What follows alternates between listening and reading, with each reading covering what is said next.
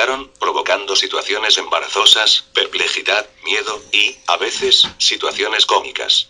Porque el Dr. P no solo fracasaba cada vez más en la tarea de identificar caras, sino que veía caras donde no las había. Podía ponerse, afablemente, a lo mago, a dar palmaditas en la cabeza a las bocas de incendios y a los parquímetros, creyéndolos cabezas de niños. Podía dirigirse cordialmente a las prominencias talladas del mobiliario y quedarse asombrado de que no contestasen.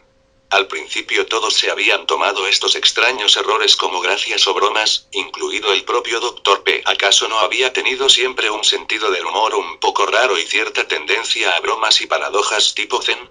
Sus facultades musicales seguían siendo tan asombrosas como siempre. No se sentía mal, nunca en su vida se había sentido mejor. Y los errores eran tan ridículos, y tan ingeniosos, que difícilmente podían considerarse serios o presagio de algo serio.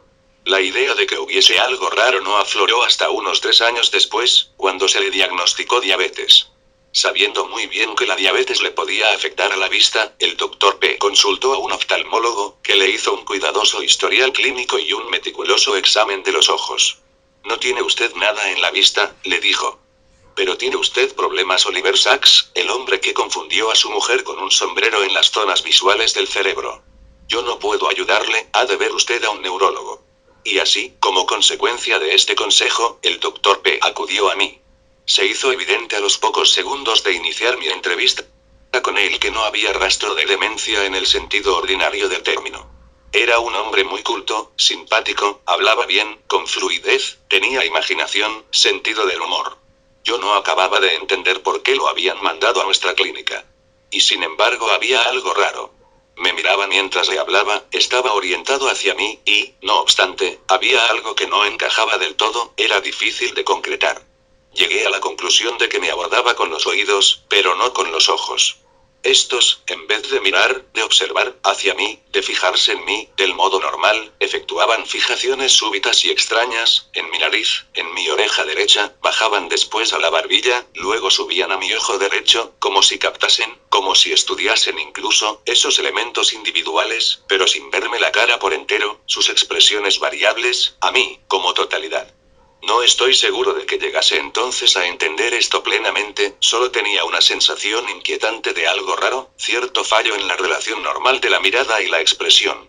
Me veía, me registraba, y sin embargo, ¿y qué le pasa a usted?, le pregunté por fin. A mí me parece que nada, me contestó con una sonrisa, pero todos me dicen que me pasa algo raro en la vista. Pero usted no nota ningún problema en la vista. No, directamente no, pero a veces cometo errores. Salí un momento del despacho para hablar con su esposa. Cuando volví, él estaba sentado junto a la ventana muy tranquilo, atento, escuchando más que mirando afuera. Tráfico, dijo, ruidos callejeros, trenes a lo lejos, componen como una sinfonía, ¿verdad, doctor? ¿Conoce usted Pacific 234 de Oneiger? ¡Qué hombre tan encantador!, pensé. ¿Cómo puede tener algo grave? ¿Me permitirá examinarle? Sí, claro, doctor Sacks. Oliver Sacks, el hombre que confundió a su mujer con un sombrero, apacigué mi inquietud, y creo que la suya, con la rutina tranquilizadora de un examen neurológico. Potencia muscular, coordinación, reflejos, tono, y cuando examinaba los reflejos, un poco anormales en el lado izquierdo, se produjo la primera experiencia extraña. Yo le había quitado el zapato izquierdo y le había rascado en la planta del pie con una llave, un test de reflejos frívolo en apariencia pero fundamental, y luego, excusándome para guardar el oftalmoscopio, lo dejé que se pusiera el zapato. Comprobé sorprendido al cabo de 1 minuto que no lo había hecho. ¿Quiere que le ayude?, pregunté. ¿Ayudarme a qué? ¿Ayudar a quién? Ayudarle a usted a ponerse el zapato. Ah, sí, dijo, se me había olvidado el zapato, y añadió, sotto voce. ¿El zapato? ¿El zapato? Parecía perplejo. El zapato, repetí. Debería usted ponérselo. Continuaba mirando hacia abajo, aunque no al zapato, con una concentración intensa pero impropia. Por último posó la mirada en su propio pie. Este es mi zapato, ¿verdad? Había oído mal yo. Había visto mal él. Es la vista, explicó, y dirigió la mano hacia el pie. Este es mi zapato, ¿verdad? No, no lo es. Ese es el pie. El zapato está ahí. Ah. Creí que era el pie. Bromeaba. ¿Estaba loco? ¿Estaba ciego? Si aquel era uno de sus extraños errores, era el error más extraño con que yo me había tropezado en mi vida. Le ayudé a ponerse el zapato, el pie, para evitar más complicaciones. Él, por otra parte, estaba muy tranquilo, indiferente, hasta parecía haberle hecho gracia al incidente. Seguí con el examen. Tenía muy buena vista. Veía perfectamente un alfiler puesto en el suelo, aunque a veces no lo localizaba si quedaba a su izquierda. Oliver Sacks, el hombre que confundió a su mujer con un sombrero, veía perfectamente, ¿pero qué veía? Abrí un ejemplar de la revista National Geographic y le pedí que me describiese unas fotos. Las respuestas fueron en este caso muy curiosas. Los ojos iban de una cosa a otra, captando pequeños detalles, rasgos aislados, haciendo lo mismo que habían hecho con mi rostro. Una claridad chocante, un color, una forma captaban su atención y provocaban comentarios, pero no percibió en ningún caso la escena en su conjunto. No era capaz de ver la totalidad, solo veía detalles, que localizaba como señales en una pantalla de radar. Nunca establecía relación con la imagen como un todo, nunca abordaba, digamos, su fisonomía. Le era imposible captar un paisaje, una escena. Le enseñé la portada de la revista, una extensión ininterrumpida de dunas del Sahara. ¿Qué ve usted aquí? Le pregunté. Veo un río, dijo. Y un parador pequeño con la terraza que da al río. Hay gente cenando en la terraza. Veo unas cuantas sombrillas de colores. No miraba, si aquello era mirar, la portada sino el vacío, y confabulaba rasgos inexistentes, como si la ausencia de rasgos diferenciados en la fotografía real le hubiese empujado a imaginar el río y la terraza y las sombrillas de colores. Aunque yo debí poner mucha cara de horror, él parecía convencido de que lo había hecho muy aceptablemente. Hasta esbozó una sombra de sonrisa. Pareció también decidir que la visita había terminado y empezó a mirar en torno buscando el sombrero. Extendió la mano y cogió a su esposa por la cabeza intentando ponérsela. Parecía haber confundido a su mujer con un sombrero. Ella daba la impresión de estar habituada a aquellos percances. Yo no podía explicar coherentemente lo que había ocurrido de acuerdo con la neurología convencional, o neuropsicología. El doctor P. parecía estar por una parte en perfecto estado y por otra absoluta e incomprensiblemente trastornado. ¿Cómo podía, por un lado, confundir a su mujer con un sombrero, y, por otro, trabajar, como trabajaba a Oliver Sacks, el hombre que confundió a su mujer con un sombrero, parecer, de profesor en la escuela de música? Tenía que rumiarme bien aquello, que verlo otra vez, y verlo en el ambiente familiar, en su casa. Al cabo de unos días fui a ver al doctor P. y a su esposa a su casa, con la partitura de la Dichterliebe en la cartera. Sabía que le gustaba Schumann, y una serie de extraños artilugios para las pruebas de percepción. La señora P. me hizo pasar a un soberbio apartamento que evocaba el Berlín fin de siglo. Presidía la estancia un majestuoso y antiguo Wiesenhofer, y alrededor había atriles de música, instrumentos, partituras, había libros, cuadros, pero la música era lo básico. Llegó el doctor P., un poco encorvado, y avanzó, distraído, la mano extendida, hacia el reloj de péndulo, pero al oír mi voz se corrigió y me dio la mano. Nos saludamos y hablamos un rato de los conciertos y actuaciones musicales del momento. Le pregunté, tímidamente, si podría cantar. La Dichterliebe, exclamó. Pero yo ya no puedo leer la música. ¿Tocará usted el piano, de acuerdo? Dije que lo intentaría. En aquel venerable y maravilloso instrumento hasta mi interpretación sonaba bien, y el doctor P. era un Fischer-Dieskau veterano pero infinitamente suave, que combinaba una voz y un oído perfectos con la inteligencia musical más penetrante. Era evidente que en la escuela de música no seguían teniéndolo como profesor por caridad. Los lóbulos temporales del doctor P. estaban intactos, no cabía duda alguna. Tenía un córtex musical maravilloso. ¿Qué tendría, me preguntaba yo, en los lóbulos parietal y occipital, sobre todo en las partes en que se producen los procesos de la visión? Llevaba los sólidos platónicos en el equipo neurológico y decidí empezar por ellos. ¿Qué es esto? Pregunté, extrayendo el primero. Un cubo, por supuesto. ¿Y esto? Pregunté, esgrimiendo otro. Me preguntó si podía examinarlo, y lo hizo rápida y sistemáticamente. Un dodecaedro, por supuesto. Y no se moleste con los demás, ese de ahí es un icosaedro. Oliver Sacks, el hombre que confundió a su mujer con un sombrero, era evidente que las formas abstractas no planteaban ningún problema. ¿Y las caras? Saqué una baraja. Identificó inmediatamente todas las cartas, incluidas las jotas, las reinas, los reyes y el comodín. Pero se trataba, claro, de dibujos estilizados, y era imposible determinar si veía rostros o solo ciertas pautas. Decidí mostrarle un libro de caricaturas que llevaba en la cartera. También en este caso respondió bien mayoritariamente. El puro de Churchill, la nariz de Schnotzle. En cuanto captaba un rasgo podía identificar la cara. Pero las caricaturas son también formales y esquemáticas. Había que ver cómo se las arreglaba con rostros reales, representados de forma realista. Puse la televisión, sin el sonido, y me topé con una película antigua de Bette Davis. Se estaba desarrollando una escena de amor. El Dr. P no fue capaz de identificar a la actriz, pero esto podría deberse a que la actriz nunca hubiese entrado en su mundo. Lo que resultaba ya más sorprendente era que no lograba identificar las expresiones de la actriz ni las de su pareja, aunque a lo largo de una sola escena tórrida dichas expresiones pasaron del anhelo voluptuoso a la pasión, la sorpresa, el disgusto y la furia, a una reconciliación tierna. El Dr. P no fue capaz de apreciar nada de todo esto. No parecía enterarse de lo que estaba sucediendo, de quién era quién, ni siquiera de qué sexo eran. Sus comentarios sobre la escena eran claramente marcianos. Cabía la posibilidad de que parte de sus dificultades se debiesen a la irrealidad de un mundo hollywoodense de celuloide. Pensé que quizás tuviese más éxito identificando caras de su propia vida. Había por las paredes fotos de la familia, de colegas, de alumnos, fotos suyas.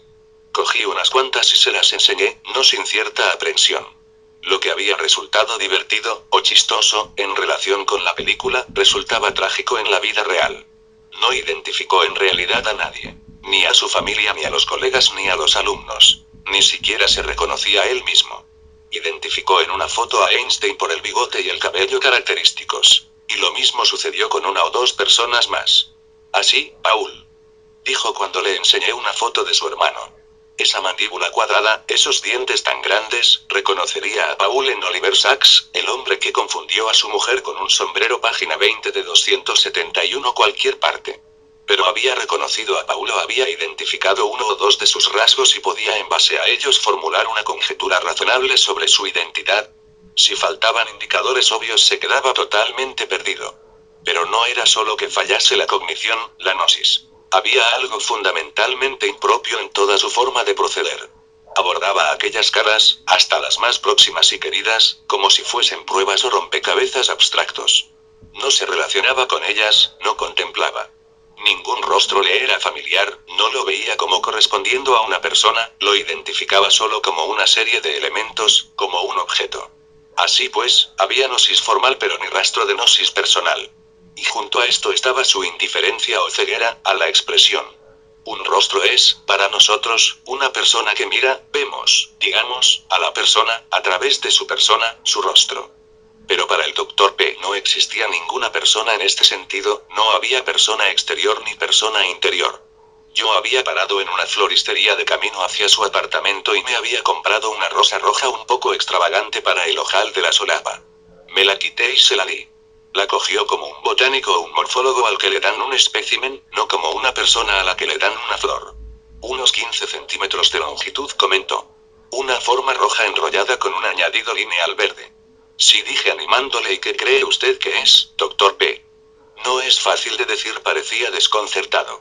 Carece de la simetría simple de los sólidos platónicos, aunque quizás tenga una simetría superior propia, creo que podría ser una inflorescencia o una flor. ¿Podría ser? Inquirí.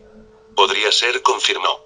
Muela, la propuse, y de nuevo pareció sorprenderse un poco, como si le hubiese pedido que oliese una simetría superior. Pero accedió cortés y se la acercó a la nariz. Entonces, bruscamente, revivió. ¡Qué maravilla!, exclamó. Una rosa temprana. ¡Qué aroma celestial! Oliver Sacks, el hombre que confundió a su mujer con un sombrero, comenzó a tararear Die Rose, Die. Parecía que el olor podía transmitir la realidad, pero la vista no. Pasé a hacer una última prueba. Era un día frío de principios de primavera y yo había dejado el abrigo y los guantes en el sofá. ¿Qué es esto?, pregunté, enseñándole un guante. ¿Puedo examinarlo?, preguntó y, cogiéndolo, pasó a examinarlo lo mismo que había examinado las formas geométricas. Una superficie continua, proclamó al fin, plegada sobre sí misma. Parece que tiene, vaciló, 5 bolsitas que sobresalen, si es que se las puede llamar así. Sí, bien, dije cautamente. Me ha hecho usted una descripción. Ahora dígame qué es. ¿Algún tipo de recipiente? Sí, dije, ¿y qué contendría? Contendría su contenido. Dijo el doctor P con una carcajada. Hay muchas posibilidades. Podría ser un monedero, por ejemplo, para monedas de 5 tamaños. Podría, interrumpí aquel flujo descabellado. ¿No le resulta familiar? ¿Cree usted que podría contener, que podría cubrir, una parte de su cuerpo? No afloró a su rostro la menor señal de reconocimiento. 1. Ningún niño habría sido capaz de ver allí una superficie continua, plegada sobre sí misma y de expresarlo así, pero cualquier niño, hasta un niño pequeño, identificaría inmediatamente un guante como un guante, lo vería como algo familiar, asociado a una mano. El doctor P. no. Nada le parecía familiar. Visualmente se hallaba perdido en un mundo de abstracciones sin vida. No tenía en realidad un verdadero mundo visual, lo mismo que no tenía un verdadero yo visual. Podía hablar de las cosas pero no las veía directamente. Buckling Jackson, hablando de pacientes con afasia y con lesiones del hemisferio izquierdo, dice que han perdido el pensamiento abstracto y proposicional, y los compara a los perros, o compara, más bien, a los perros con los pacientes con afasia. El doctor P actuaba, en realidad, exactamente igual que actúa una máquina. No sé, Oliver Sacks, el hombre que confundió a su mujer con un sombrero, trataba solo de que mostrase la misma indiferencia que un ordenador hacia el mundo visual, sino que, aún más sorprendente, construía el mundo como lo construye un ordenador, mediante rasgos distintivos y relaciones esquemáticas. Podía identificar el esquema, a la manera de un equipo de identificación, sin captar en absoluto la realidad. Las pruebas que había realizado hasta aquel momento no me revelaban nada del mundo interior del Dr. P. ¿Era posible que su imaginación y su memoria visual se conservasen intactas? Le dije que imaginase que entraba en una de nuestras plazas locales por el lado norte, que la cruzase, con la imaginación o la memoria, y que me dijese por delante de qué edificios podría pasar al cruzarla. Enumeró los edificios que quedaban a su derecha, pero ninguno de la izquierda. Luego le pedí que imaginase que entraba en la plaza por el sur. Solo mencionó de nuevo los edificios del lado derecho, pese a ser los mismos que había omitido antes.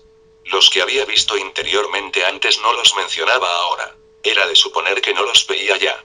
No cabía la menor duda de que los problemas que tenía con el lado izquierdo, sus déficits del campo visual, eran tanto internos como externos, diseccionaban su imaginación y su memoria visual. ¿Y qué decir, a un nivel superior, de su visualización interna? Pensando en la intensidad casi alucinatoria con que Tolstoy visualiza y anima a sus personajes, le hice preguntas al Dr. P. sobre Ana Karenina. Recordaba sin problema los incidentes, no había deficiencia alguna en su dominio de la trama, pero omitía completamente las características visuales, la narración visual y las escenas.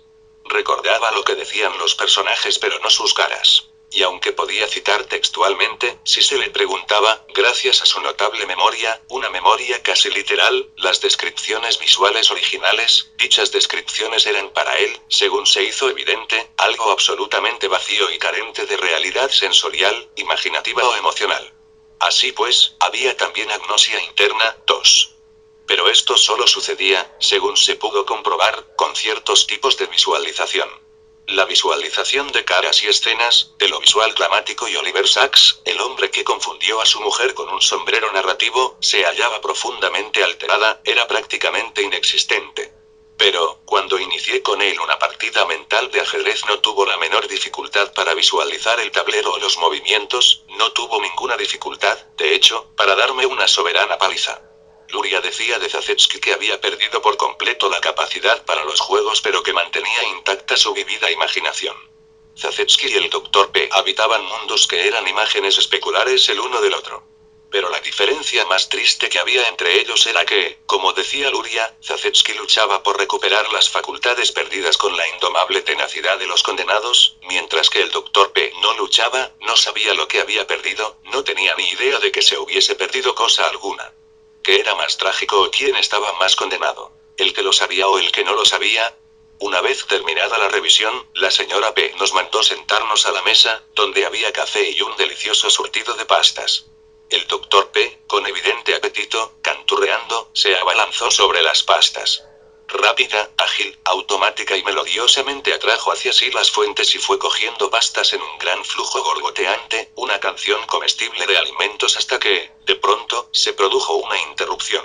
Se oyó un golpeteo ruidoso y perentorio en la puerta. Sorprendido, desconcertado, paralizado por la interrupción, el doctor P dejó de comer y se quedó congelado, inmóvil en la mesa, con una expresión de desconcierto ciego, indiferente. Veía la mesa, pero ya no la veía. No la percibía ya como una mesa llena de pastas. Su esposa le sirvió café. El aroma le cosquilleó el olfato y lo devolvió a la realidad. Se reinició la melodía de la hora de comer. ¿Cómo puede ser capaz de hacer las cosas? ¿Qué pasa cuando se viste, cuando va al retrete, cuando se da un baño? Seguí a su esposa a la cocina y le pregunté cómo se las arreglaba, por ejemplo, para vestirse. Es lo mismo que cuando come, me explicó. Yo le coloco la ropa que va a ponerse en el sitio de siempre y él se viste sin ningún problema, canturreando. Todo lo hace así, canturreando. Pero si hay algo que lo interrumpe y pierde el hilo, se paraliza del todo, no reconoce la ropa, ni su propio cuerpo. Canta siempre. Canciones para la comida, para vestirse, Oliver Sacks, el hombre que confundió a su mujer con un sombrero, bañarse, para todo. No puede hacer nada si no lo convierte en una canción. Mientras hablábamos me llamaron la atención los cuadros de las paredes. Sí, dijo la señora P, era un pintor de grandes dotes además de cantante. La escuela hacía todos los años una exposición de sus cuadros. Fui examinándolos lleno de curiosidad, estaban dispuestos por orden cronológico. El primer período era naturalista y realista, la atmósfera y el talante vividos y expresivos, pero delicadamente detallados y concretos. Luego, con los años, iban perdiendo vida, eran menos concretos, menos realistas y naturalistas, mucho más abstractos, y hasta geométricos y cubistas. Por fin, en los últimos cuadros, los lienzos se hacían absurdos, o absurdos para mí, meras masas y líneas de pintura caóticas. Se lo comenté a la señora P. ¡Ay, ustedes los médicos son todos unos filisteos!, exclamó. Es que no es capaz de apreciar la evolución artística, de ver que renunció al realismo de su primer período y fue evolucionando hacia el arte abstracto y no representativo. No, no es eso, dije para mí, pero me abstuve de decírselo a la pobre señora P. Había pasado del realismo al arte no representativo y al arte abstracto, ciertamente, pero no era una evolución del artista sino de la patología, evolucionaba hacia una profunda agnosia visual, en la que iba desapareciendo toda capacidad de representación e imaginación, todo sentido de lo concreto, todo sentido de la realidad. Aquella serie de cuadros era una exposición trágica, que no pertenecía al arte sino a la patología. Y sin embargo, me pregunté, ¿no tendría razón en parte la señora P? Porque suele haber una lucha y a veces, aún más interesante, una connivencia entre las fuerzas de la patología y las de la creación. Quizás en su período cubista pudiera haberse dado una evolución artística y patológica al mismo tiempo, confabuladas para crear formas originales. Ya que, si bien podía ir perdiendo capacidad para lo concreto, iba ganándola en lo abstracto, adquiriendo una mayor sensibilidad hacia todos los Oliver Sacks, el hombre que confundió a su mujer con un sombrero, elementos estructurales, líneas, límites, contornos. Una capacidad casi picasiana para ver y representar también esas organizaciones abstractas incrustadas, y normalmente perdidas, en lo concreto, aunque en los últimos cuadros solo hubiese, en mi opinión, agnosia y caos. Regresamos al gran salón de música presidido por el Xendorfer. El doctor P. tarareaba ya su última pasta. Bueno, doctor Sachs, me dijo. Ya veo que le parezco a usted un caso interesante. ¿Puede decirme qué trastorno tengo y aconsejarme algo? No puedo decirle cuál es el problema, contesté, pero le diré lo que me parece magnífico de usted. Es usted un músico maravilloso y la música es su vida. Lo que yo prescribiría, en un caso como el suyo, sería una vida que consistiese enteramente en música. La música ha sido el centro de su vida, conviértala ahora en la totalidad. Esto fue hace 4 años, no volví a verlo más, pero me pregunté con frecuencia cómo captaría el mundo, con aquella extraña pérdida de imagen, de visualidad, y aquella conservación perfecta de un gran sentido musical. Creo que para él la música había ocupado el lugar de la imagen. No tenía ninguna imagen corporal, tenía una música corporal. Por eso podía desenvolverse y actuar con la facilidad con que lo hacía, pero si cesaba la música interior, se quedaba absolutamente desconcertado y paralizado. E igualmente con el exterior, el mundo. 3. En el mundo como voluntad y representación, Schopenhauer dice que la música es voluntad pura. ¿Cómo le habría fascinado el doctor P., un hombre que había perdido completamente el mundo como representación, pero que lo había preservado totalmente como música o voluntad?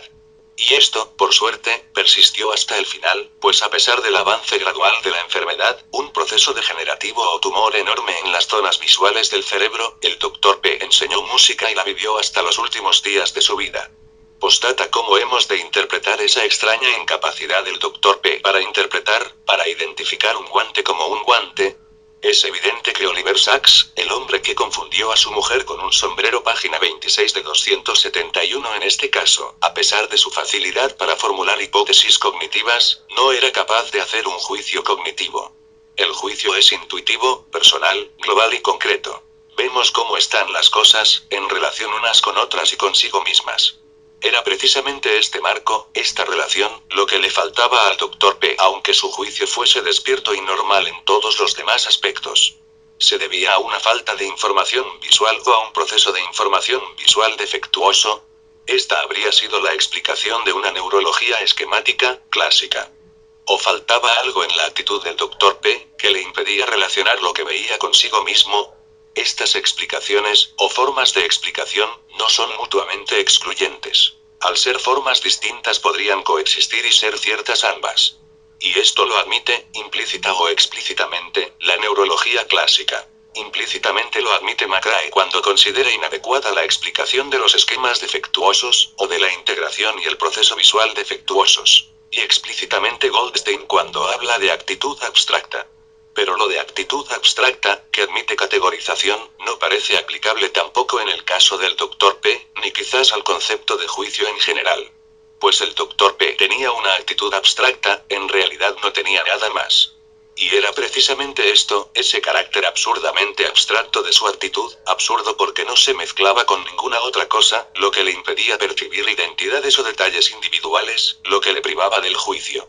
Curiosamente, aunque la neurología y la psicología hablen de todo lo demás, casi nunca hablan del juicio, y sin embargo es en concreto el desmoronamiento del juicio, en sectores específicos, como en el caso del Dr. P, o, de un modo más general, como en pacientes con el síndrome de Korsakoff o con afectación del lóbulo frontal, como veremos luego en los capítulos 12 y 13, lo que constituye la esencia de muchos trastornos neuropsicológicos.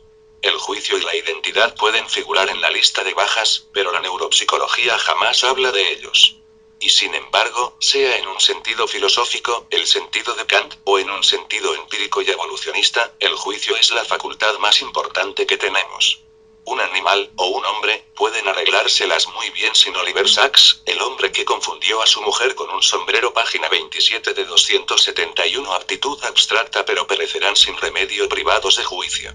El juicio debiera ser la primera facultad de la vida superior o de la mente, y sin embargo la neurología clásica, computacional, lo ignora o lo interpreta erróneamente. Y si investigásemos cómo pudo llegarse a una situación tan absurda, veríamos que es algo que nace de los supuestos, o de la evolución, de la propia neurología. Porque la neurología clásica, como la física clásica, siempre ha sido mecanicista, desde las analogías mecánicas de Euclid-Jackson hasta las analogías de hoy con los ordenadores. Por supuesto, el cerebro es una máquina y un ordenador. Todo lo que dice la neurología clásica es válido. Pero los procesos mentales, que constituyen nuestro ser y nuestra vida, no son solo abstractos y mecánicos sino también personales, y, como tales, no consisten solo en clasificar y establecer categorías, entrañan también sentimientos y juicios continuos. Si no los hay, pasamos a ser como un ordenador, que era lo que le sucedía al Dr. P. Y, por lo mismo, si eliminamos sentimiento y juicio, lo personal, de las ciencias cognoscitivas, las reducimos a algo tan deficiente como el Dr. P. Y reducimos nuestra capacidad de captar lo concreto y real. Por una especie de analogía cómica y terrible, la psicología y la neurología cognoscitiva de hoy se parecen muchísimo al pobre Dr. P. Necesitamos lo real y concreto tanto como lo necesitaba él. Y no nos damos cuenta, lo mismo que él. Nuestras ciencias cognoscitivas padecen también una agnosia similar en el fondo a la del Dr. P. El Dr. P. puede pues servirnos de advertencia y parábola de lo que le sucede a una ciencia que evita lo relacionado con el juicio, lo particular, lo personal y se hace exclusivamente abstracta y estadística. He lamentado muchísimo siempre que, por circunstancias que yo no podía controlar, no pudiese seguir con su caso más tiempo, haciendo observaciones e investigaciones como las ya descritas o evaluando la patología concreta de la enfermedad. Uno siempre teme que un caso sea único, sobre todo si tiene unas características tan extraordinarias como el del Dr. P. Por eso sentí Oliver Sacks, el hombre que confundió a su mujer con un sombrero, página 28 de 271, muchísimo interés y una gran alegría, y también cierto alivio, cuando descubrí, pura casualidad, hojeando un número de la revista Bren de 1956, una descripción detallada de un caso casi ridículamente similar, en realidad idéntico, desde el punto de vista neuropsicológico y desde el fenomenológico, aunque la patología subyacente, una lesión grave en la cabeza, y todas las circunstancias personales fuesen completamente distintas. Los autores hablan de su caso como único en la historia documentada de este trastorno, y es evidente que se quedaron asombrados, como yo, con lo que descubrieron. 4. Remito al lector interesado al artículo original, McRae y Trolle, 1956, del que añado aquí una breve paráfrasis, con citas literales. Su paciente era un hombre de 32 años que, después de un grave accidente de automóvil, a resultas del cual permaneció inconsciente 3 semanas, se quejaba, exclusivamente, de una incapacidad para identificar caras, incluso las de su esposa y sus hijos. Ni una sola cara le resultaba familiar, pero había 3 que podía identificar. Se trataba de compañeros de trabajo. Uno con un tic que le hacía guiñar un ojo, otro con un lunar grande en la mejilla y un tercero porque era tan alto y tan delgado que no había otro que fuese como él. McRae y Trolle destacan el hecho de que los reconocía solo por ese único rasgo distintivo mencionado. En general, lo mismo que el Dr. P identificaba a los miembros de su familia solo por las voces. Le resultaba difícil incluso reconocerse en el espejo, como explican detalladamente McRae y Trolle. En la primera fase de la convalecencia era frecuente que se preguntase, en especial al afeitarse, si la cara que lo miraba era la suya de verdad, y aunque supiese que no podía ser otra, hacía muecas a veces o sacaba la lengua solo para cerciorarse. Examinando detenidamente su rostro en el espejo empezó poco a poco a identificarlo, pero no al momento como en el pasado. Se basaba en el pelo y en el perfil facial y en 2 lunares pequeños que tenía en la mejilla izquierda. Podía reconocer los objetos, en general, con una ojeada, pero tenía que seleccionar 1 o 2 rasgos y partir de ellos. A veces sus conjeturas Oliver Sacks, el hombre que confundió a su mujer con un sombrero, resultaban absurdas. Según indican los autores, tenía dificultades especiales con lo animado. Por otra parte, no tenía problema alguno con objetos simples y esquemáticos como unas tijeras, un reloj, una llave, etc.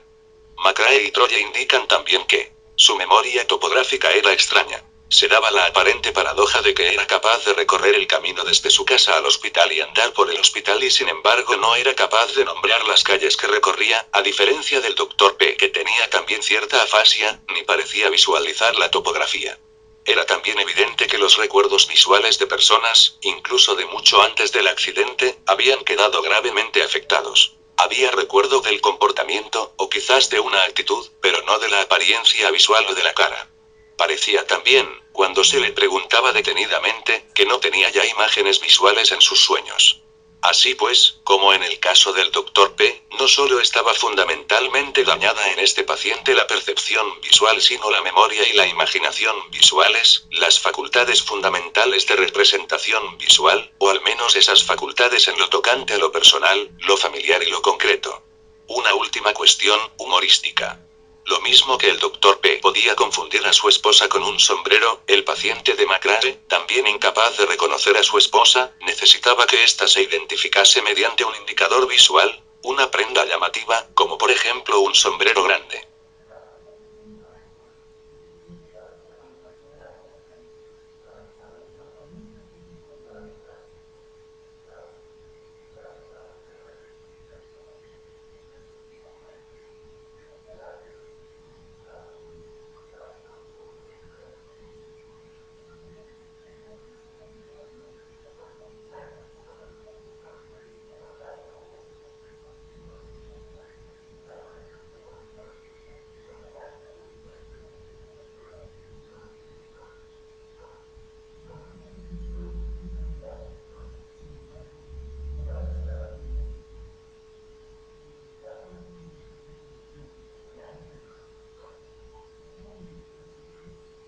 Panel cintas.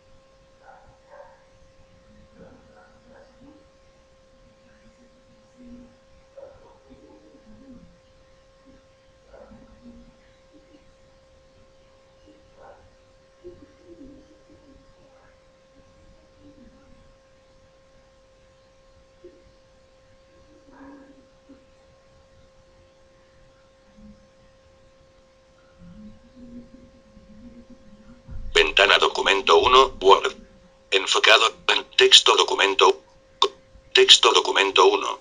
El hombre que confundió a su mujer con un sombrero. El Dr. P era un músico distinguido, había sido famoso como cantante, y luego había pasado a ser profesor de la escuela de música local. Fue en ella, en relación con sus alumnos, donde empezaron a producirse ciertos extraños problemas. A veces un estudiante se presentaba al Dr. P y el Dr. P no lo reconocía. O, mejor, no identificaba su cara. En cuanto el estudiante hablaba, lo reconocía por la voz. Estos incidentes se multiplicaron, provocando situaciones embarazosas, perplejidad, miedo y, a veces, situaciones cómicas. Porque el Dr. P no solo fracasaba cada vez más en la tarea de identificar caras, sino que veía caras donde no las había. Esto es todo y espero que les haya gustado.